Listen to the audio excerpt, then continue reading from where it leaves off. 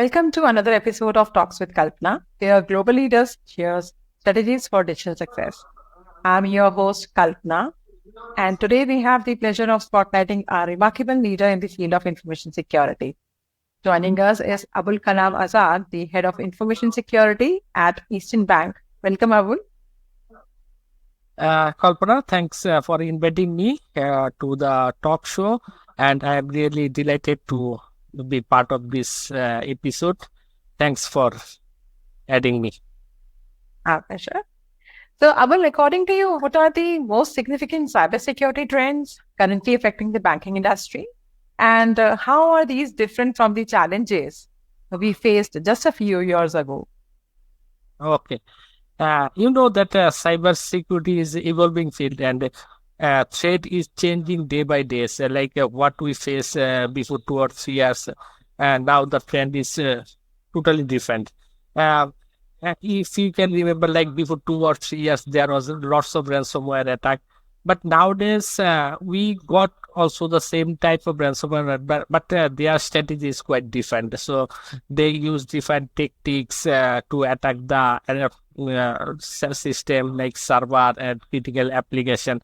So they're become more complicated and more difficult to detect in terms of this. And nowadays you find lots of malware coming every day and lots of IOC indication of compromise in terms of cyber threat. They are totally different and their pattern is quite different, and so it's really challenging to detect in time. And we got lots of zero days vulnerability in terms of different systems, such that their patch is not available in time. So we need to take something manually also, like to detect and some to respond all these things. Yeah. So it's more like the attack surface has increased and Right. it's more important for our holistic cybersecurity strategy. Seems like, yeah. Yeah, it's more important the holistics, like it's attacking through network, it's coming through email, it's coming through website, and more are coming from insider also. So it's quite complicated, become quite complicated. Adversary has more advanced and they use more advanced technique, and sometimes detecting become very complicated also. Yeah, absolutely. So, like shifting gears a bit, what are the key traits or principles that guide your leadership approach in information security? That's a good question. Like for leadership in cybersecurity is really challenging thing. We have to, first of all, we have to develop good resources to protect different type of cyber attacks. So it's a knowledge-based task, not a laborious task. But one person may take more time, but when we get skilled resource, it is become easier to detect the threat and response. What we need to do exact thing instead of looking for here and there. But when we get more skilled resource, it's become easier to identify and detect and remediation.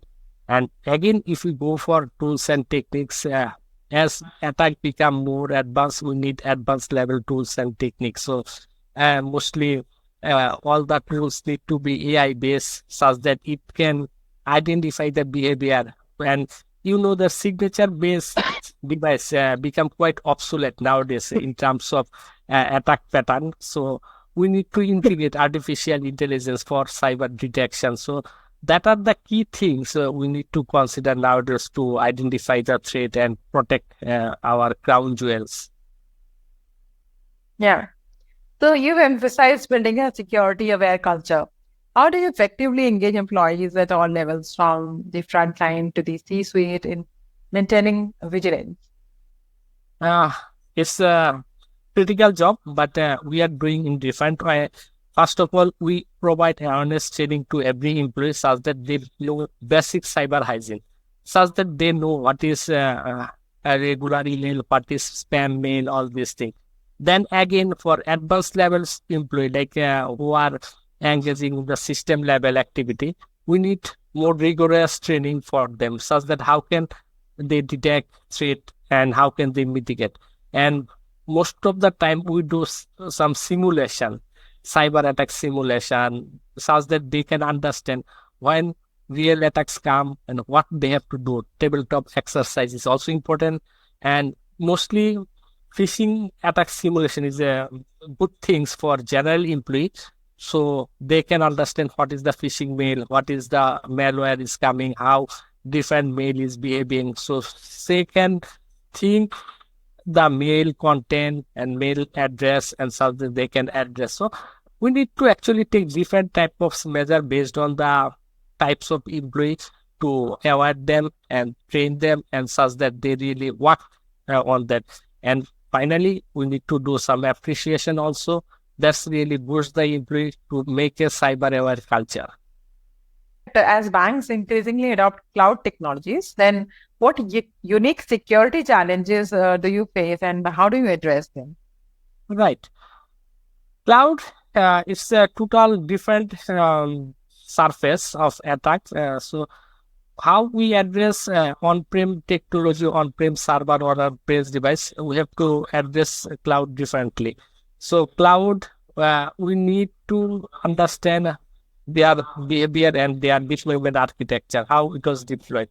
Based on the deployment architecture, we have to take different measures. And as cloud is the only provider and data responsibility lies on the customer side. So for data protection, customer have to act for security, and customer is the ultimately responsibility for data. So in between transmission data from the customer premises to cloud, it should be encrypted properly, and access to the cloud, it should be very restricted and rule-based access, and it should be only given who really need this, and that should be reviewed, monitored properly. And finally, cloud provider where we are hosting or customers intend to host, customers should review the cloud provider compliance certification like SOC, different type of certification, so that they can get assurance that that cloud provider is secure. Okay. So it's like maintaining visibility and control over our data. So no matter where it resides, it's more like that. Right, yeah, no matter where it's resides, but ultimately customer is the responsible, so customer has to take care of this data. Yeah, yeah. So balancing innovation and security can be tricky. How do you ensure that security measures don't stifle progress while still protecting the critical assets? Yeah, we always need to balance between innovation and security. Like innovation don't lose any laws, right? Lots of innovation come without any security, but we have to adopt the innovation also. But yeah, while adopting innovation, we have to think the security also. Like innovating some adoption of new innovation may push lots of risks, but we have to do the risk assessment properly. We have to understand what risks rise on that innovation. Based on the risks, we have to take measure, and ultimately decision should be taken based on the risk appetite. So if risk appetite is higher or the return is higher, we have to consider this very carefully, and if possible, we should do it mathematical analysis so that we can really understand what should be the impact and what should be the risks and what will be the profitability for the organization. That should be considered very properly. Yeah, so like security is not a barrier now to innovation. Yeah, it should not be the barrier for any innovation. But while implementing, we have to understand what is the risks. So with AI and machine learning becoming more prevalent in both attacks and defenses, so how can financial institutions leverage these technologies to strengthen their cybersecurity? Yeah, like attacker is using AI, machine learning for gaining access to the system or attacking defense system. Alternately, while any financial institute for protecting their system, protecting their server, they have to apply this artificial intelligence and machine learning for detecting the attack. So it's like vice versa. Attacker is using, and while defending, they are using. So how they are using is the main thing. If they can financial institutes use it more properly or more innovatively, they will get more benefited. So you can see lots of technology already adopted AI-based detection. Like when we are thinking about SIM, Security Information and Event Management, most of the same technology are now AI-based. So they inbuild artificial intelligence for detecting different types of attack. IDS, they have inbuilt artificial intelligence or intrusion. They can be used to detect promptly. And like many other device, XDR, EDR, what we tell, they all have built-in artificial intelligence. So the users is the important thing. Whether and how we are using this thing is the key point in terms of detection and in terms of prevention.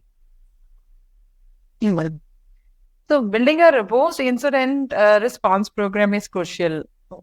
According to you, what are the key components of an effective program? And how do you ensure the preparedness? Yeah, it's a vital thing, incident response.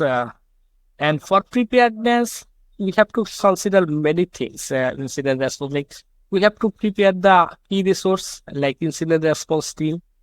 We should have a very good incident response team.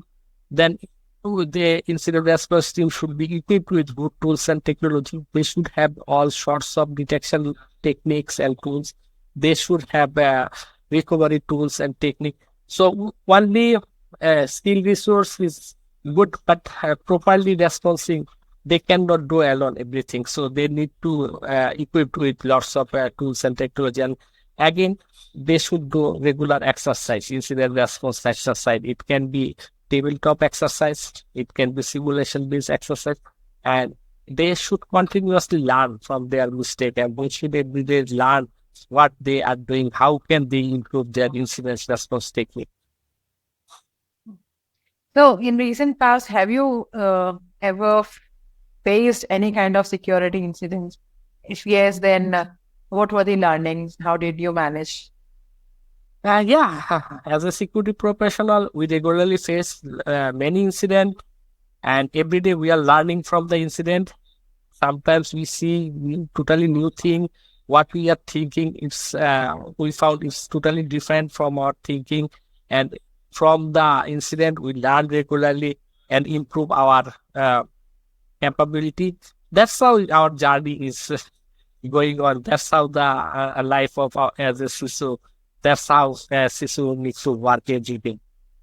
Yeah. So I think CISOs should actually share that incidents with other, with the peers basically, so that the others are also aware of it, and to avoid similar kind of incidents happening with others.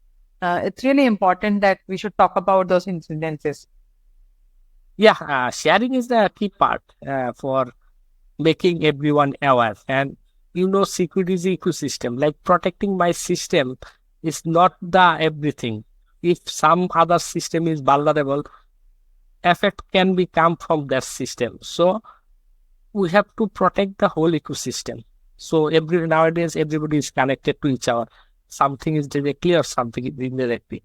So as a CISO, we have to share the incident or new adversary information, new IOC information. Similarly, we also should get the information from others such that we can be aware, we can make ourselves protected. That's how it's actually work. A standalone system doesn't work at all here, and everybody should collaboratively work here. And collaboration is the key point for the incident response and protecting the systems. Yeah. So with the changing role, evolving role of CISOs, like in the boardroom, where exactly they have got the seat, like they are reporting to whom? It's to differ from organization to organization. Many organizations we found it's CISO report to CEO. Many organizations CISO report to CTO. Many organizations CISO report to CRO, also Chief Risk Officer. Sometimes CISO report to COO, also Chief Operating Officer. It's totally differ from the organization to organization and organization the culture. And everywhere there is some pros and cons also. So definitely management think these pros and cons, and based on the pros and cons and organization, based on the organization culture, they define the CISO reporting line.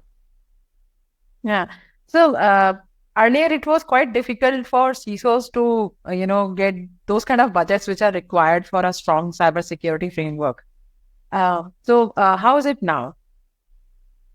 I think situation has been improved a lot. What it was before 5 years, and now it's become very easy if CISO can explain properly and can show the business benefit to the senior management. It's easy to get the budget, and everybody nowadays are very understand. Can understand easily that importance of cyber security, like protecting the asset in terms of cyber security.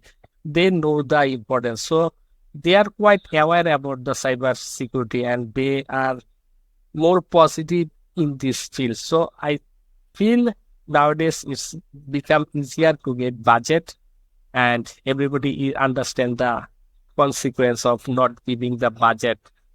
Especially in financial services, Right. which is very regulated. Yeah. Yeah. Yeah. So looking ahead, what are your key priorities in terms of technology over the next 2 to 3 years? We really cannot imagine what will be happen after 2 to 3 years, especially in the field of cybersecurity, as it's rapidly changing. Even before 5 years, we never think that nowadays situation. If you consider before 5 years, we didn't see such advanced technique of cyber attack, advanced cyber fraud. But nowadays we are getting almost every different type of fraud. Even we cannot really understand or imagine what will be happening after 2 3 years. Maybe it will become worse. One thing we can say, it will become more or more cyber attack, or it will be some sorts of relief for everyone, like that all the application or systems will have some sort of inherent protection mechanism such that it can prevent itself the cyber attack. So both way it can go, or it can remain something increasing the cyber attack advanced technology. So it's really difficult to imagine. But one thing we can understand that AI will play a big role in that cyber attack, and quantum computing, all these things will play a big role in next 2 or 3 years in cybersecurity. Yeah. So, what's there on your agenda for 2025 in terms of implementation? We have a lots of things in mind, like implementing. First of all, we need to implement more robust technology such that detection time really reduce. So we can detect early, or something which can give us forecast about the upcoming cyber attack. That's thing we need to really implement. We are thinking about such that we can protect in time. And as data is becoming more valuable, we are really thinking to protect data more securely, classify data more appropriately, as such that we can implement the protection mechanism. So that things. And one more things what we are thinking, like artificial intelligence, proper use of artificial intelligence in different way, such that everyone's life become quite easy. Yeah, sure. So finally, what key areas do you believe security professionals need to focus on to stay ahead of evolving threats in the financial services industry? Right. First of all, for me, I think that cybersecurity professionals should understand different types of financial attack and what is the motivation behind that. If they can understand this thing, they can take preventive measure accordingly. So that are the two key points every security professional should understand: motivation and what are the key area of the attack. So that help them to protect their things. And finally, they should use modern technology, like what is coming nowadays, like artificial intelligence, quantum computing, all these things that will help them to protect their assets more accurately and more correctly. Yeah. So it's about the continuous education and the investment in automation. Yeah, right. Continuous innovation, automation, innovation, and learning from their mistake, learning from their errors. Sure, sure. So thank you so much for answering that last question, Abul, and sharing insights today. Your expertise in navigating the complex landscape of cybersecurity in banking is invaluable. Thank you, Kalpana. Thanks, everyone, for making this interview. And very delighted to be part of this interview. Thanks again. And thank you to our audience for joining us on this episode of Talks with Kalpana. Stay tuned in more enlightening conversations with leaders in the industry. And the next time, stay safe and informed. Thank you. For more updates from CXOTV, please like and subscribe to our channel.